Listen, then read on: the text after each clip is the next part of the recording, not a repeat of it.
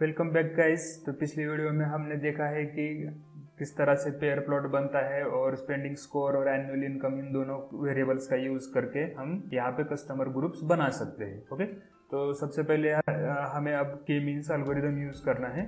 तो उससे पहले हम क्या करेंगे, जो हमारे कॉलम नेम्स है अभी देखो, ये स्पेंडिंग स्कोर और एनुअल इनकम, ये दो कॉलम हमें लगने वाले हैं, लेकिन उनके नाम यहाँ पे ऑलरेडी बहुत लंबे हैं, राइट। तो हम क्या करेंगे, उसे थोड़ा सा शॉर्ट करवा के लेंगे। तो मैं यहाँ पे कमांड लिखूंगा, फिर मॉल डॉट रीनेम, और यहाँ पे लिखूंगा कॉलम्स। किन कॉलम्स के नाम मुझे रीनेम करने हैं तो उसके अंदर मैं डालूंगा। सबसे पहला मेरा कॉलम जो है वो है एनुअल इनकम का, तो मैं यहाँ से वो ले रहा हूँ। तो उसमें स्पेस भी है और कैरेक्टर भी है, तो कंट्रोल एस से मैं लूँगा। तो ये एनुअल इनकम, कंट्रोल वी। सिर्फ मैं शॉर्ट में लेना चाहता हूँ इनकम। ओके, मुझे चाहिए शॉर्ट में इनकम। और सेम उसी तरह जो अगला वाला है वो है स्पेंडिंग स्कोर। तो स्पेंडिंग स्कोर में भी नंबर वगैरह लंबा है, तो हम उसे भी लेंगे, कंट्रोल सी से लेके कंट्रोल वी करेंगे। और उसके बाद उसके लिए हम यूज़ करेंगे स्पेंडिंग। ओके, खाली स्पेंडिंग ये लिख देता हूँ मैं। और उसके बाद क्या करना होगा, in place is equal to true. तो हमने यहाँ पे कर दिया है। सो मॉल डॉट रीनेम, जो डेटा है वहाँ पे रीनेम करो। क्या रीनेम करो, कॉलम्स रीनेम करो। तो मैंने एक डिक्शनरी बनाई है कि ये एनुअल इनकम के इन डॉलर, मतलब $1000 का जो है उसे सिर्फ इनकम में कन्वर्ट करो, और स्पेंडिंग स्कोर 1 to 100 को रीनेम करो एज अ स्पेंडिंग, और in place is equal to true, मतलब रिप्लेस करो। तो मैं इसे रन करता हूँ। तो अब ये रन हो गया।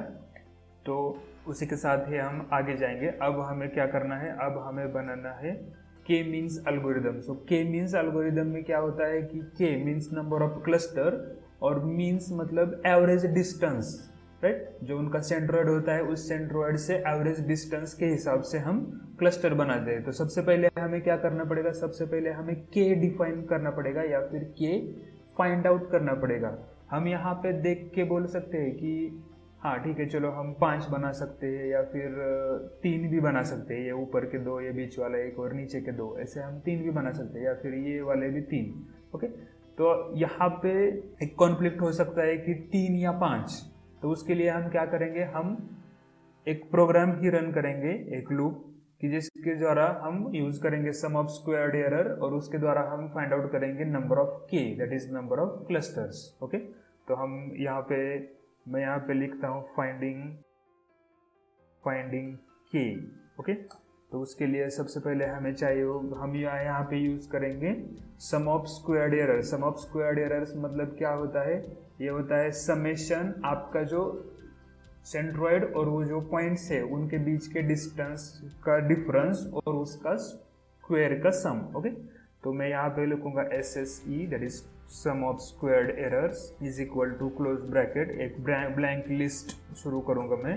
और उसके बाद मैं लिखूंगा फॉर आई इन रेंज, किसकी रेंज, सो रेंज हमें देनी होगी से 1, मिनिमम 1 2, मैं देता हूँ 11, मतलब 1 से 11 मतलब वो 10 तक ले लेगा।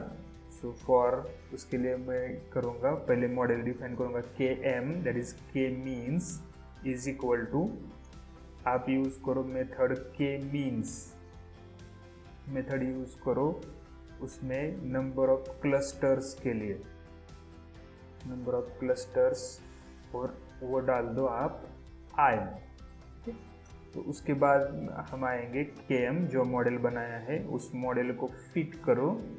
कहाँ पे फिट करना है हमें, मॉल नाम का जो डेटा सेट है, उस डेटा सेट में 2 कॉलम है, एक है स्पेंडिंग और दूसरा है इनकम। तो इन 2 कॉलम्स को ऊपर का जो KM हमारा के मीन्स का जो मॉडल हमने बनाया डिफाइन किया है उस मॉडल को फिट करो, और वहाँ पे जो भी वैल्यू आती है वो वैल्यू आपका क्या करो SSE में इंसर्ट करो। तो मुझे हम लिखेंगे SSE डॉट अपेंड, और क्या अपेंड करना है, जो के मीन मॉडल का इनर्शिया है, जो एरर्स वाला सम है, वो सम आप उस मॉडल SSE में अपेंड कर दो। सो मैं डाल दूंगा इनर्शी और अंडरस्कोर। सो ये हो गया। सो हम इसे करेंगे रन, राइट। तो उसने रन कर दिया यहाँ पे। अब देखो ये तो पूरा उसमें हो गया। अब हमें क्या करना है, अब हमें प्लॉटिंग करना है इस SSE, अब इस लिस्ट में जो भी नंबर आए हैं उनका, और ये जो रेंज है ली थी ना हमने 1 to 11 वाली, उन दोनों का हमें प्लॉट बनाना है, ठीक है। तो मैं यहाँ पे लिखता हूँ PLT डॉट फिगर, यहाँ पे लिखूंगा fig size is equal to से हम लेंगे 9 और 7। उसके बाद मुझे प्लॉट करना है PLT डॉट प्लॉट। क्या करना है, सबसे पहले तो मुझे x एक्सिस पे चाहिए होगी रेंज, और जो है 1 to 11, 1 से 11 की रेंज है, और y एक्सिस पे चाहिए मुझे SSE। ओके, तो हम यहाँ पे यूज़ करेंगे एल्बो मेथड, और मैं जब प्लॉट होगा तब मैं दिखाऊंगा कि एल्बो मेथड क्या होता है। ओके, तो और इसके साथ हम थोड़ा सा नाम भी लगा देते हैं, एक्स लेबल। एक्स के लिए हमारा लेबल है नंबर ऑफ क्लस्टर्स,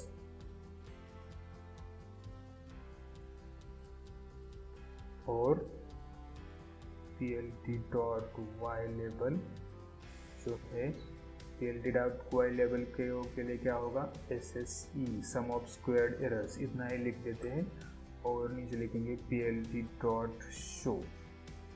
तो मैं रन करता हूँ और ये देखो हमारा प्लॉट शो हो गया। ओके, तो अब देखो, अब ये ग्राफ है नंबर ऑफ क्लस्टर्स जो हमने दिए थे 1 to 11, मतलब वो प्रिंट होगा 1 से शुरू होगा, यहाँ से यहाँ पे नीचे आएंगे तो 1 से शुरू होगा और 10 पे खत्म होगा, राइट। और उसी के साथ साथ हमने लिया था SSE मतलब सम ऑफ स्क्वायर्ड एरर्स। तो हम यहाँ पे यूज़ कर रहे हैं एल्बो मेथड। एल्बो मेथड मतलब जैसे हमारे एल्बो में जॉइंट या बेंड होता है, तो हमें फाइंड आउट करना होता है कि जो कर्व या हमें लाइन प्लॉट मिला है उस प्लॉट में कहाँ पे बेंड है, राइट। एकदम इंस्टेंट चेंज फाइंड आउट करना है, कर्व नहीं चाहिए हमें चाहिए इंस्टेंट चेंज। ओके, तो हम देखो यहाँ पे एक इंस्टेंट चेंज हमें मिल रहा है, और उसी के साथ साथ यहाँ पे एक इंस्टेंट चेंज मिल रहा है। ओके, तो यहाँ पे क्या है, ये जो वैल्यू है वो वैल्यू है 3, और यहाँ पे जो वैल्यू है वो वैल्यू है 5। तो हमने शुरुआत में भी देखा था यहाँ पे कि हम इस डेटा को एक तो 5 क्लस्टर में डिवाइड कर सकते हैं या फिर 3 क्लस्टर में डिवाइड कर सकते हैं, राइट। तो हमारे पास अभी 2 ऑप्शन है कि 3 लेना है या 5 लेना है। ओके, तो इसमें से 3 और 5 में हम सेलेक्ट करेंगे 5, और वो क्यों सेलेक्ट करेंगे, क्योंकि 5 मतलब 5 नंबर ऑफ क्लस्टर्स, 5 के लिए sum of squared error SSE जो है वो कम है, इसलिए हम लेंगे number of clusters is equal to 5। Okay, तो यहाँ पे हमारा क्या डिफाइन हो गया, हमारा डिफाइन हो गया है K। So number of clusters that is K is equal to 5। Okay, तो हम बाद में अब हम क्या करेंगे, अब हम ये जो क्लस्टर वाला है, जो डेटा है हमारा यहाँ का ये पॉइंट, तो ये पॉइंट को हमें डिवाइड करना है क्लस्टर्स में, मतलब उन क्लस्टर्स के हिसाब से हमें उसे क्लासिफाई करना है। ओके, इसके लिए सबसे पहले हमें क्या करना है, तो है हमें इंपोर्ट करना पड़ेगा। सो स्केलर डॉट क्लस्टर, शायद हमने इंपोर्ट किया है, एक बार हम एक इंपोर्ट भी देख लेते हैं। सो हमने के मीन्स ही इंपोर्ट किया है। ओके, तो हम यहाँ पे लिखेंगे scaler dot cluster as cluster. तो यहाँ पे हम करेंगे इंपोर्ट, और यहाँ उसके लिए बाद हम करेंगे KM1 हमारा मॉडल है, अगला वाला मॉडल। तो मैं यहाँ पे ला लूँगा क्लस्टर डॉट के मीन्स, फिर एक बार के मीन्स मेथड यूज करो, लेकिन उसमें अब मैं क्या डालूंगा, number of clusters is equal to 5। क्योंकि हमें हमारे वैल्यू मिल गई है नंबर ऑफ क्लस्टर 5। तो 5 डालने के बाद हम करेंगे number of n clusters equal to 5। तो ये तो हो गया, हमने मॉडल डिफाइन किया। फिर मैं करूँगा KMS अगला model is equal to KM1 dot fit. तो ये जो वाला जो मॉडल हमने ऊपर का बनाया उसे फिट करो। कहाँ पे फिट करो? मॉल का जो डेटा है और उस डेटा में 2 कॉलम है, एक है स्पेंडिंग और दूसरा है इनकम। ओके, इन 2 कॉलम्स पे फिट करो और उसी के साथ साथ हम क्या करेंगे, हम लिखेंगे मॉल स्क्वायर ब्रैकेट में लिखेंगे क्लस्टर। राइट, मतलब हम यहाँ पे क्या कर रहे हैं, हम इस मॉल डेटा सेट में एक नया कॉलम बना रहे हैं क्लस्टर, और उसमें लिखेंगे हम KMS dot labels underscore. Okay, मतलब हमने यहाँ पे क्या किया, हमने यहाँ पे फिर नया मॉडल बनाया जिसमें हम यूज़ कर रहे हैं K मीन्स, मतलब K मीन्स एल्गोरिदम। और हमने यहाँ पे ऊपर क्या किया था, हमने नंबर ऑफ क्लस्टर्स I किया था, मतलब यहाँ पे अप्लाई करने के लिए। लेकिन यहाँ पे हमें पता चल गया कि हमारा number of cluster 5 is the best, so you are using number of cluster is equal to 5। वो मॉडल हम फिट कर रहे हैं मॉल डेटा में जो स्पेंडिंग और इनकम 2 कॉलम है उन 2 कॉलम्स पे। और ये मॉडल फिट करने के बाद यहाँ पे KMS के जो लेबल्स आएंगे, ये नंबर ऑफ क्लस्टर 5 वाला कि कौन सा 1 में है, 2 में, 3 में, 4 में, तो उसके लिए हमने क्या किया, उसी डेटा सेट में नया कॉलम क्रिएट किया क्लस्टर, और वहाँ पे जो लेबल है इस मॉडल से जो लेबल आएंगे वो लेबल हम यूज़ करेंगे। तो मैंने यहाँ पे रन किया, मतलब ये मॉल में अब डेटा हमारा एक नया कॉलम ऐड हो चुका है। तो हम फिर से चलेंगे मॉल डॉट हेड, और हम पहले हम लेंगे अब 10 रोज लेंगे। तो अब देखो, अब ये नया एक कॉलम एक्स्ट्रा ऐड हो गया क्लस्टर, और उसमें वैल्यू दी है 2 1 2 1 2 1, मतलब ये वाला जो कस्टमर है वो किस क्लस्टर में है। इसी के साथ साथ हम एक और चेक कर सकते हैं मॉल डॉट टेल, मतलब जो एंड के, हेड मतलब शुरुआत के रो, टेल मतलब एंड के रो, तो 10 एंड के रो लेंगे हम। तो अभी देखो यहाँ पे आ गया 0404, तो उसने सारे कस्टमर्स को अलग अलग क्लस्टर्स में डिवाइड कर दिया। ओके, तो हमें तो अब मिल गया कि कस्टमर और उसका क्लस्टर भी मिल गया। हमें सिर्फ अब क्या बाकी है, हमें बाकी है इसका प्लॉटिंग। सो अगले वीडियो में देखेंगे कि किस तरह से प्लॉट करना है।